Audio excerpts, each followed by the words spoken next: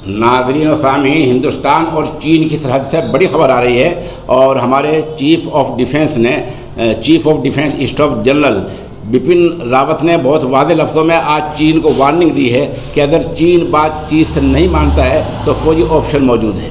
अगर चीन मुज़ाकरात से बातचीत से तबादला ख्याल से मीटिंगों से नहीं मानता है तो हमारी फ़ौज तैयार है। ये रावत का ये बयान आज जो है हिंदुस्तान टाइम्स में छपा है।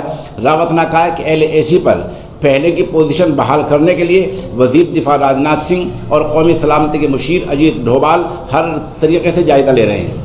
बातचीत के कई दौर के बाद भी चीन लद्दाख में फिंगर एरिया, जो सरहदी इलाके हैं, 8 पहाड़ियाँ हैं, उनको फिंगर एरिया कहा जाता है, दीपसांग और गोगरा से पीछे नहीं हट रहा है। बता दें ये वही इलाका है जहाँ 15 जून को वादी गोलान में हिंदुस्तान और चीन के माबैन हुए मामले में 20 हिंदुस्तानी फ़ौजी मादरे वतन के लिए शहीद हो गए थे। उधर खबर रसा इदारा ANI के मुताबिक रावत ने बहुत साफ लफ्ज़ों में कहा, अगर चीन के साथ बातचीत के ज़रिए झगड़ा हल नहीं होता है तो फिर फौजी ऑप्शन भी खुला है। ताहम हम अमन से हल तलाश करने की कोशिश कर रहे हैं।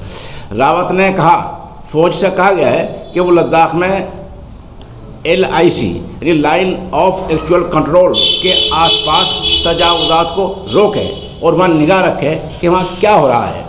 हुकूमत बातचीत के ज़रिए तनाज़ों का हल करना चाहती है, लेकिन अगर किसी भी वजह से LAC पर सूरत हाल को मामूल पर रखने की कोशिश कामयाब नहीं होती है तो फिर फ़ौज हर वक्त तैयार है। ये फ़ौज का बड़ा बयान आया है और ये हमारे chief of defence staff general Bipin Rawat ने बड़ा बयान दिया है और चीन को कड़ी वार्निंग दी है।